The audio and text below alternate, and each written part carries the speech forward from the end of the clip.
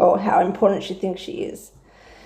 And she's been supported and enabled with this absolutely ludicrous story. I can't believe this is actually, public. It's just ridiculous. So she was meant to have, I can't remember where I saw it. I don't know if it was Morden or Nutt or somebody else or mainstream media, but she was meant to be in the only car, of course, that was, smashed or, thrown eggs at during the riots when Paul O'Neill went to see the president. And luckily, I actually found images of this riot and that period. And I have found the actual car and the people around the car who seem to be a part of his team. The windows are tinted, but I'm kind of guessing that she wasn't there. Because also that day was, I think, the 6th or the 7th of August, which is 2 or 3 days after her birthday. So she's gone on TV and told this fabrication, and it's been supported and backed in all these books. And she's saying that it's on her birthday. And she's just told the story multiple times, which now I've proven that it's false, because the situation with the motorcad was 6th or 7th of August, days after her birthday. And she wasn't really there, let's face it. No. But that doesn't mean anything. I didn't even go to college. What did you study at college? I double majored, theater and international relations, and then I went and worked for the U.S. Embassy for a bit. And where? In Argentina, in Buenos Aires. That's sensational. You speak Spanish? I do now, but they speak a very different kind of Spanish. It's Castellano, so it almost sounds like Italian. Yeah. Exactly. Mira vos. Exactly. Yeah, What's a come and a go? Yeah. Now this story of Argentina, of her going to the US Embassy for however many weeks or months at 20 or 21 years old, I mean, who knows, depending, is not just her word and Andrew Morden's word, and, it's just that PG.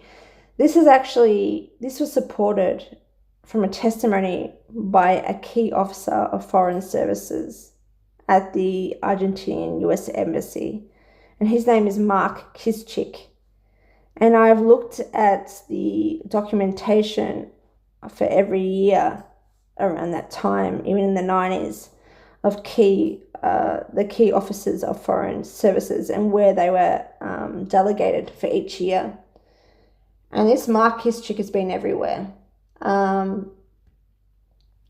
But he was there in Argentina at that time.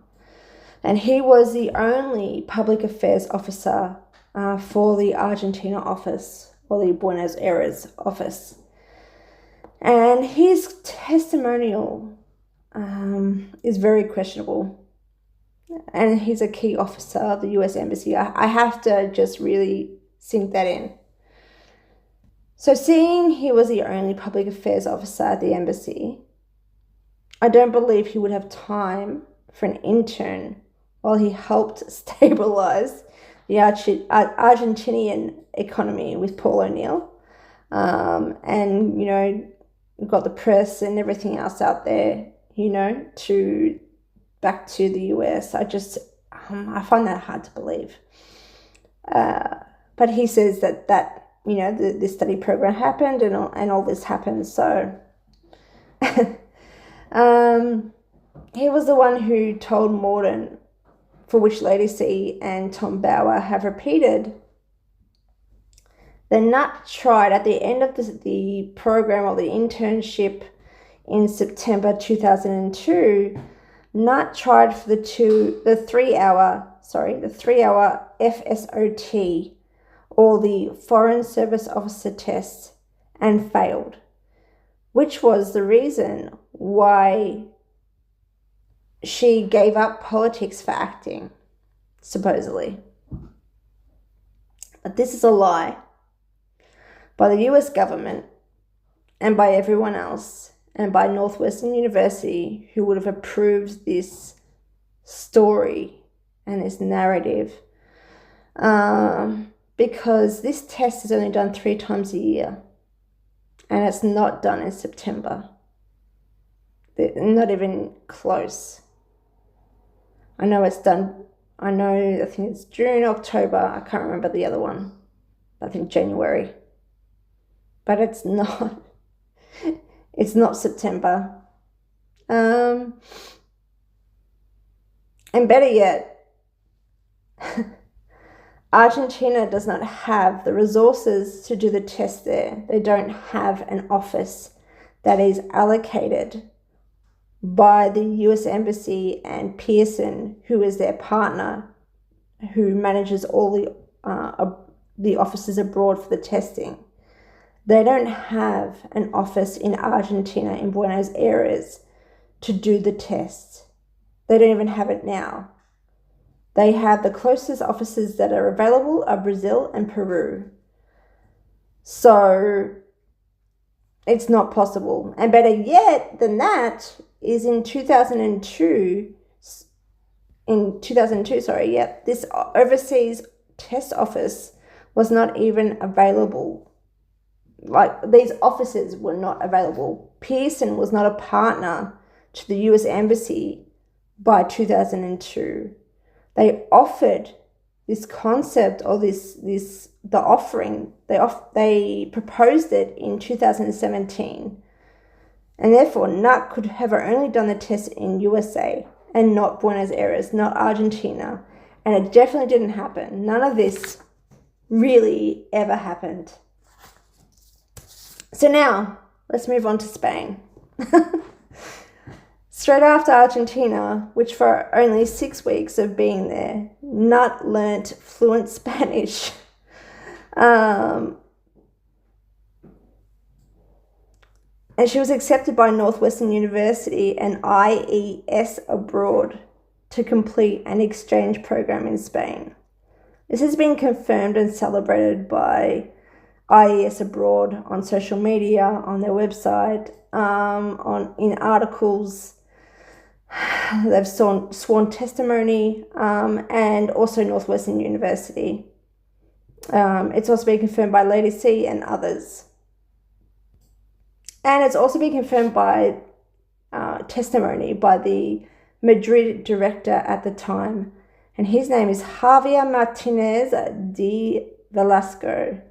Body language guy, I hope you don't kill me for that. I'm so sorry. And Nat herself, of course. She said this is where she learned Spanish as well, along with her Argentinian trip. Now, the thing is, to be allowed in the program offered between Northwestern University and IES abroad for her field, she was required 2 years learning Spanish in an actual course, in a certified course, and at least one of her subjects at Northwestern University to be Spanish.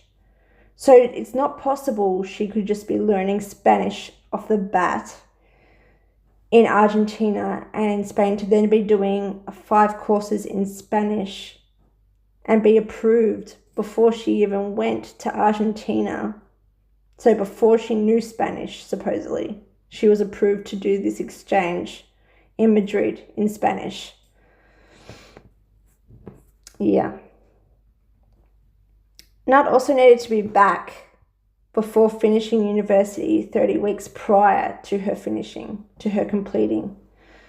But it would have been only 25 weeks by the time she got back, making this event also impossible and fraudulent. Like Harvey Young, Martinez de Velasco changed his CV to reflect his sworn testimonial. But both of these men didn't think anyone would look at the university's records. You know, the universities they worked at prior or during. And so in the Board of Trustees minutes of 2003 at Central Washington University, I found that Martinez de Velasco only resigned there from that last job before he went to IES, supposedly as the Madrid director. He only resigned that year in 2003. So, meaning he was living and working in the USA, in Washington, while Nutt was supposedly in Madrid in 2002. He was there in USA until 2003. And from my records, not his CV or his LinkedIn or all that stuff, he was never a director in Madrid that I know of. He is now a director in Granada. So yeah, that, and I strongly doubt Northwestern offered IES Madrid programs that year, because I think it's called the Global Office of Northwestern University, which is in charge of all the exchange programs and programs abroad. On their Facebook, they only started posting singular programs by 2006. One of them was Beijing. I think the other was maybe Germany. I can't particularly remember. And by 2014, there were only multiple programs offered. And in those programs, Madrid was not included. So, I've just proven that Nutt's identity of any credibility has been created and backed by something very powerful. And with the help of British media, royal experts and authors and YouTubers who pretend to be telling us facts, us truth, and us the reality that they've created or helped create. You can see who I'm looking to or looking at.